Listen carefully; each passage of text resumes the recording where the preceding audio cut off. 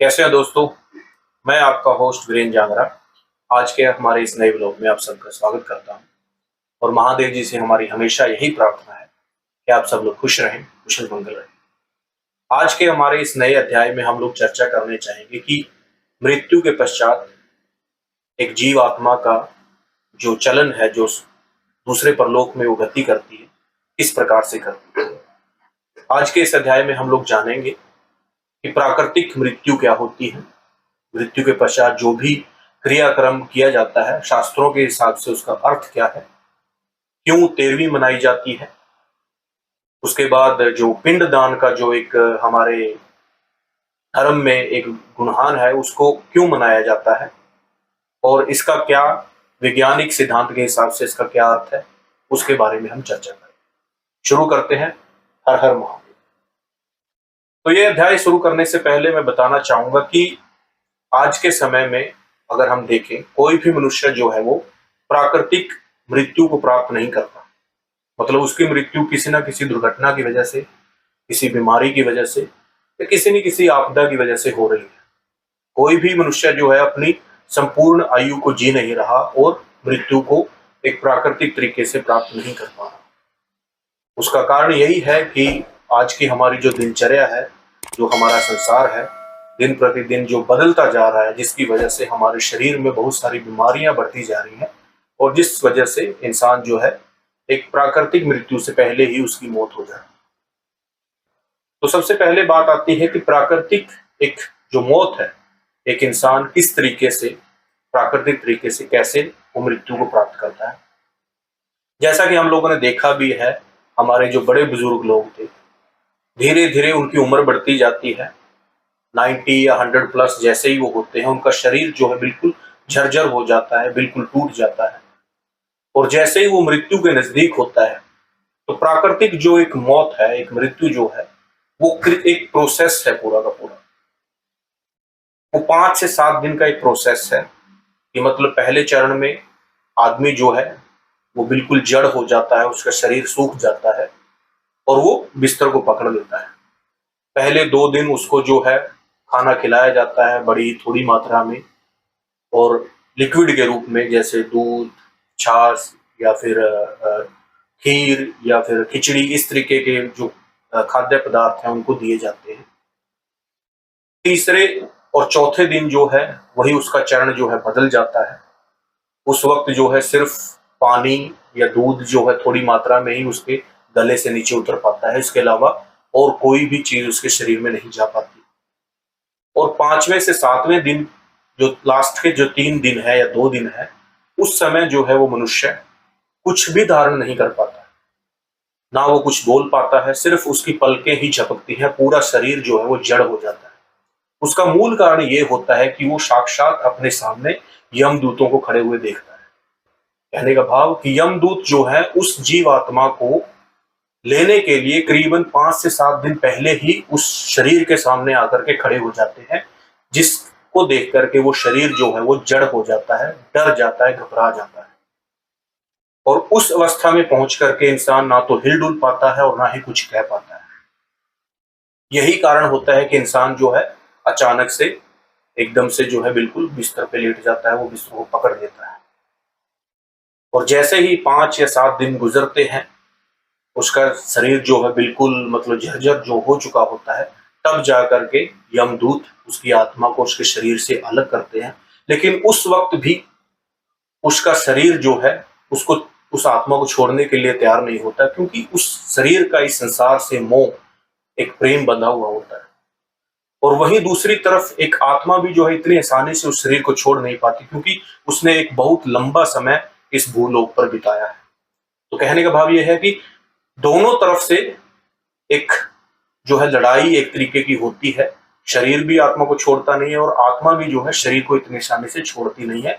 और अंत में जाकर के यम लोग, ये जो यमदूत है, जो जबरदस्ती उस आत्मा को उस शरीर से निकालते हैं, तब जाकर के जो आत्मा है उस शरीर को छोड़ती है। उसके बाद दूसरे चरण में क्या होता है कि उस शरीर का दाह संस्कार किया जाता है, उसे शमशान घाट में ले जाने की तैयारी की जाती है। आप लोगों ने जैसे देखा ही होगा या सुना होगा कि जो अर्थी को तैयार किया जाता है, अर्थी में तैयार करने के लिए हमेशा 2 बांस का, बंबू का इस्तेमाल किया जाता है। जो 2 बांस ही इस्तेमाल किए जाते हैं, उसका कारण यही है, जो एक बांस है या एक साइड का जो हिस्सा है, वो उस जीव शरीर, मतलब जो इस भौतिक शरीर है, जो इस संसार में जो शरीर है, उसका प्रतीक है, और जो दूसरा जो बांस है, जो बैम्बू है, वो उस जीवात्मा का प्रतीक है, शास्त्रों के हिसाब से। दूसरा, आपने देखा होगा कि अर्थी में बीच में 7 पट्टियां लगाई जाती हैं या 7 छोटे टुकड़े लगाए जाते हैं लकड़ी के। उनका भी शास्त्रों के हिसाब से एक अर्थ है। वो 7 जो डंडियां हैं, जो टुकड़े हैं, वो हमारे मानव शरीर के 7 चक्रों को दर्शाते हैं, जो कि हमारे नाभि से शुरू होकर के हमारे मस्तिष्क तक समाप्त होते हैं। या हम ये कह सकते हैं कि हमारी जीवात्मा का जो एक चरण है, जो इस परलोक से दूसरे परलोक तक दर्शाता है। उसके बाद उस शरीर को जो है अर्थी की उस सैया पर लिटा करके लेकर के जाया जाता है। और आपने कभी गौर किया हो तो हमेशा जो है उस शरीर का घर से निकालते समय उसका सर जो है पीछे की तरफ और जो उसके पैर हैं वो आगे की तरफ होते हैं। और जैसे ही वो शरीर शमशान के नजदीक पहुंचता है तो उस शरीर को पलट दिया जाता है, या हम ये कहें कि जो लोग उसे कंधा दे रहे होते हैं वो कंधों को पलट दिया जाता है, और शरीर जो है उसका उल्टी दिशा में हो जाता है, मतलब उसका सर जो है शमशान की तरफ और उसके पैर जो है उसके उल्टी तरफ हो जाते हैं। उसका अर्थ ये है कि जब उस शरीर को घर से निकाला जाता है, मतलब उसके पैर जो है आगे तरफ रखे जाते हैं, उसका अर्थ हमारे शास्त्रों के हिसाब से ये है कि ये शरीर जो है इस संसार रूपी घर को जो है छोड़कर जा चुका है। और वहीं दूसरी तरफ जब शमशान के नजदीक ले जाकर के उस शरीर को पलटा जाता है और उसका सर जो है शमशान की तरफ और पैर जो है पीछे की तरफ किए जाते हैं, उसका अर्थ ये है कि उस शरीर को, उस जीवात्मा को एक आखिरी पल दिया जाता है, एक आखिरी मौका दिया जाता है इस संसार को जी भर के देखने के, तब जाकर के उसे जो है अग्नि में समा दिया जाता है। उसके बाद आजकल एक प्रचलित जो प्रथा जो चली है, विद्युत जो शमशान घाट बना दिए गए हैं, मतलब उसके अंदर जो है लकड़ी या गाय के जो गोबर के जो उपले हैं, ऐसी किसी भी चीज का इस्तेमाल नहीं किया जाता। गैस या फिर इलेक्ट्रिसिटी के द्वारा शमशान घाट के अंदर एक भट्टी बनाई जाती है और उसके अंदर उस शरीर को भस्म कर दिया जाता है। लेकिन शास्त्रों में कहते हैं कि जब शरीर भस्म होता है तो उसके राख जो बनती है, उसके जो मतलब जो फूल कहते हैं, मतलब उसे जो टुकड़े उसमें बचते हैं, उनको एक मटकी में लपेट करके जो गंगा में बहाया जाता है। लेकिन आजकल हम जैसे देखते हैं कि विद्युत जो शमशान घाट जो बनाए गए हैं, उसके अंदर जब शरीर जलता है तो उसके अंदर उस शरीर के कोई भी अवांछित जो टुकड़े हैं वो नहीं बचते।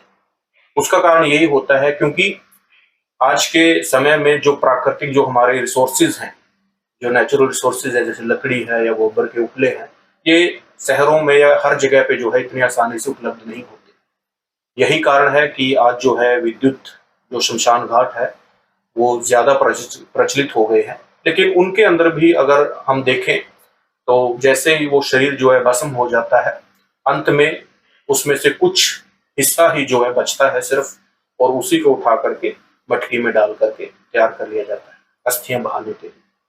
अगले चरण में उन अस्थियों को जो है गंगा में विसर्जित किया जाता है, जैसा कि हम लोग जानते ही हैं। उसका भी एक शास्त्रों में मतलब सिद्धांत है कि गंगा को ही इस संसार की सबसे पवित्र नदी या माता के रूप में जाना जाता है। उसका अर्थ ही यही है कि जब ये शरीर आपका मतलब उस गंगा में विलीन हो जाता है, तब जाकर के आपकी अस्थियां जो हैं या आपका जो जीवात्मा जो है इस लोक को छोड़ करके दूसरे परलोक में पहुंच जाता है। उसके बाद चरण आता है कि हम देखते हैं कि घर के अंदर जो है 13वीं मनाई दिनों तक जो है उस घर के अंदर जो है मतलब पूरा शोक का माहौल होता है। तो 13 दिन ही क्यों मनाए जाते हैं? 10 दिन या 14 दिन या इससे ज्यादा क्यों नहीं मनाए जाते? शास्त्रों के हिसाब से उसका अर्थ है कि हमारा जो जीवात्मा जो है, हमारे शरीर की जो आत्मा है, जब ये संसार को छोड़ती है, हमारे इस भूलोक को मिला करके टोटल 14 लोक माने गए। 7 लोक हमारे धरती के नीचे हैं और 6 लोक जो है हमारे धरती से ऊपर है। तो भूलोक को मिलाकर के 14 लोक बनते हैं और उसको छोड़ करके मतलब 13 लोक बनते हैं। तो उन 13 लोकों में जैसे ही शरीर जो है आत्मा छोड़ता है या जो जीवात्मा है इस संसार से मुक्त होती है, तो तब वो उन 13 लोकों में घूमती है, या हम ये कहें कि उन 13 लोकों में उसके पाप और उसके पुण्य का हिसाब किया जाता है।